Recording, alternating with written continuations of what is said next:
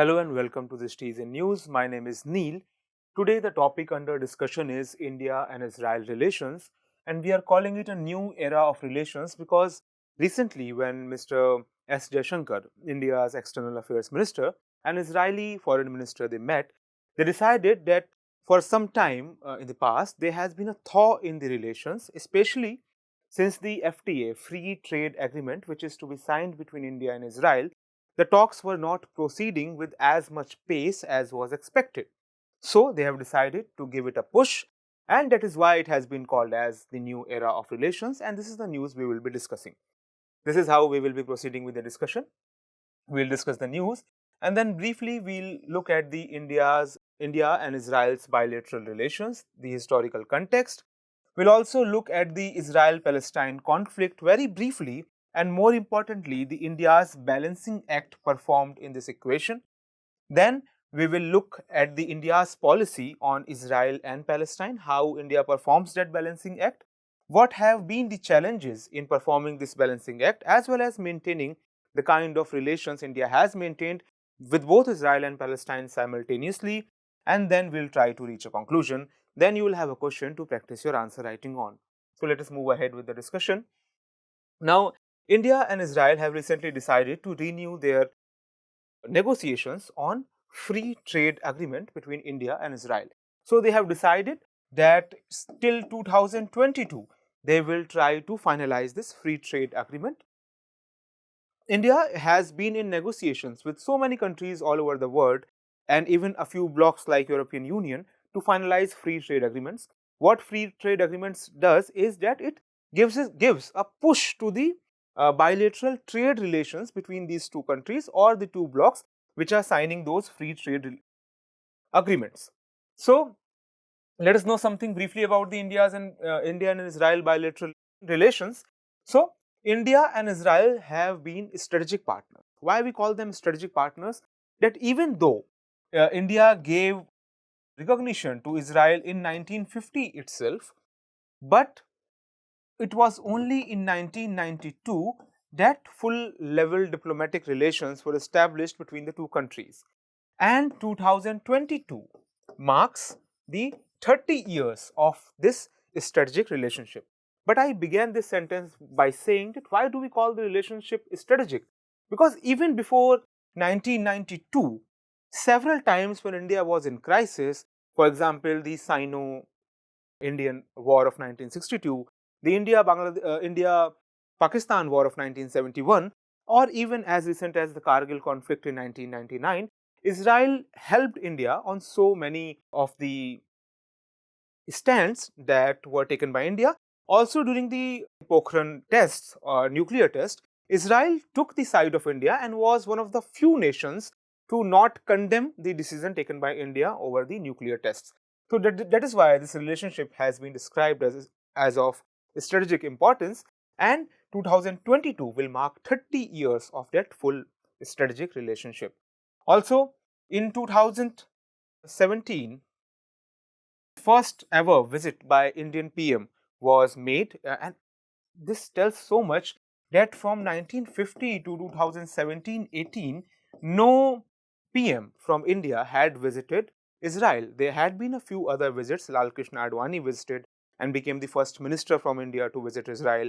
Even the then President Pranab Mukherjee visited Israel, but it was only Prime Minister Narendra Modi who became the first Prime Minister to visit Israel as an Indian PM. So that was in 2017-18, and then they decided to establish bilateral consultation mechanisms in all sectors of collaboration, especially agriculture, counter-terrorism, defense, water, etc. Why all these sectors are that important? Because water and agriculture, so Israel is located in a certain kind of geography that is water stress geography, and still it has maintained high levels of water availability for its population as well as its practices. It has several innovative kinds of agricultural practices, so that becomes important. And then Israel is in a neighborhood which requires high level of counter-terrorism measures as well as very high levels of defense capabilities. So India's collaboration with Israel in these four sectors acquires spatial significance. Moving on further, let us have some knowledge about the economic cooperation between India and Israel. So, India is Israel's third largest trading partner in Asia and seventh largest trading partner globally. An important thing to note from exam perspective is that for 2021 to 23, there has been a program called Agriculture Cooperation Program. This will emphasize on improving the already functioning program between the two nations. For example, Indo-Israel Agricultural Project, which started way back in 2008.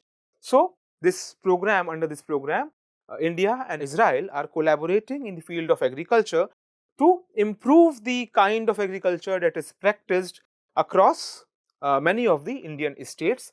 So, this program has been going on since 2008. It will be further given a push.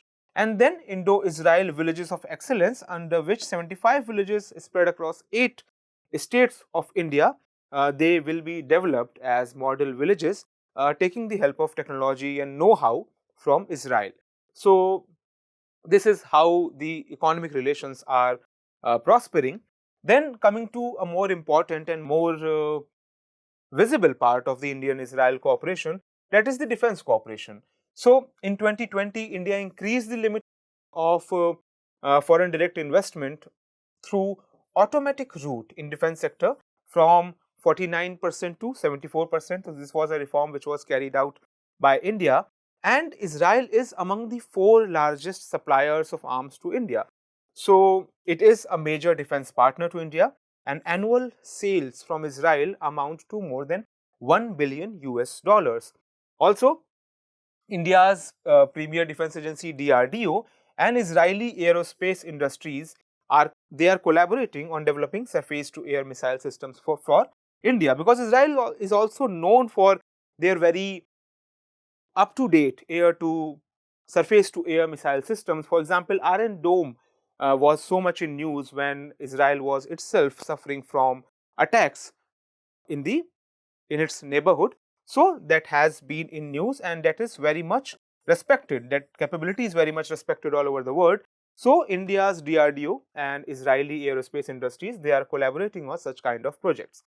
Further, India and Israel Industrial R&D and Innovation Fund has been established. So, both India and Israel will contribute 20 million US dollars from each side in over the next 5 years, and that will be used for research and development and for innovation work, for furthering innovation simultaneously.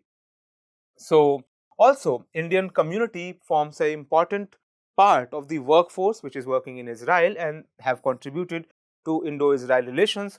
Also, so many of the Israelis were basically Indian Jews, and they contribute to roughly 1% of the Israeli populations. So, that diaspora population has also contributed very positively to the Indo-Israel relations. Actually, India has been only one of the few nations which never discriminated against Jews, who have been discriminated against all over the world, including most of the developed countries of the present day Europe and even the US. So, such discrimination was never faced by them in India, and that feeling has contributed to the general goodwill which India enjoys in Israel. Also, recently when the foreign ministers met, they also agreed on mutual recognition of COVID-19 vaccine certificates which are being issued by the respective governments. So, that has been the relation in the context of the meeting which was just held. But going into the slight backdrop, India has a difficult act to perform. Why? Because India wants to have good relations with both Israel and Palestine, while Israel and Palestine, they are locked into a conflict, especially the Gaza conflict, which has been an age-old conflict. And the tussle is not merely over territory, it is also about conflicting identities and conflicting interpretations over rightful ownership of that territory. So, that has been a very complex conflict, and India has tried to balance its relationships with both Israel and Palestine, and it has been quite successful at it. We'll see how.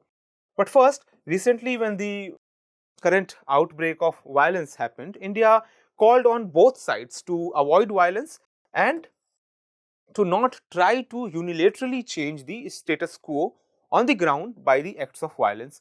India also recognized Israel, and it was also the first non-Arab country to recognize the Palestinian Liberation Organization under Yasser Arafat, the legendary leader of this organization. So, India was the first non-Arab country to recognize it in the 1970s. So, India has been trying to dehyphenate its relation with both Israel and Palestine separately. That is, dehyphenation means that it wants to base its relationship separately on separate issues with both these countries rather than keeping them in a hyphenation, like several countries of the world try to hyphenate their relationship with India and Pakistan. So, whenever they will visit India, they will also visit Pakistan. Similarly, even when Indian leaders visited Israel in the recent time before Prime Minister Modi visited, which was a departure in this sense, so they also visited Palestine simultaneously. So, this was considered a kind of hyphenation. But when Modi, Mr. Prime Minister, visited Israel, he visited only Israel, and it was an instance when the dehyphenation phenomena was clearly visible. So, India has been trying to dehyphenate this relationship that will have the relations with both these countries on separate terms, keeping the dignity of both these nations in mind. But this has to be a careful balancing act. For example, India favored the UNHRC's resolution, which was asked to probe the human rights violation in Gaza, allegedly conducted by Israel, despite it. So, this is an example of balancing act. So, India favored the resolution, but still it abstained from voting against Israel in UNHRC. So, India has been performing this rather difficult balancing act, and that is why it has been called a work in progress. So, this can be a separate statement in its own way that India's act in maintaining relations with both Israel and Palestine is a constant work in progress comment. So, you have to know that how India has tried to establish very respectful and dignified relations with both the countries. It gave recognition to both the countries and quite followed an innovative foreign policy in giving recognition to Israel as well as giving recognition to PLO, maintaining full diplomatic relations with Israel, as well as dehyphenating the relationships with both countries. So far, India has tried to maintain the image of its historic moral supporter for Palestinian self-determination. Since the times of even Mahatma Gandhi believed that the Palestinians have a moral right to be there, and India has tried to maintain that historical image of being a moral supporter, but at the same time engaging with the military, economic and other strategic relations with Israel following the realpolitik. So, that has been complex task, and India has been doing that rather successfully. Also, India's support for Palestinian cause has been an integral part of the nation's foreign policy. Several people alleged that or thought that when the present dispensation will come to power, which has come to power since 2014, people thought that the support for Palestinian cause is now a lost cause from the Indian side. But this has not been the case. India continues to support this cause on a moral ground. Now, also, India's Prime Minister also visited Palestine on 10th February 2018, and it became the first ever visit by an Indian PM.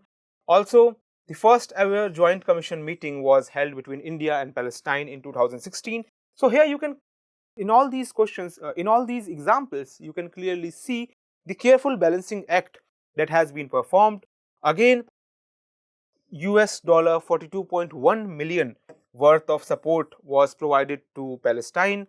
Also, India provided help in installation of the Palestinian flag on the UN premises way back in 2015. So, India also supports Palestine on the basis of its strategic interest as well as on the basis of the moral fiber which has been a part of its foreign policy since the independence time.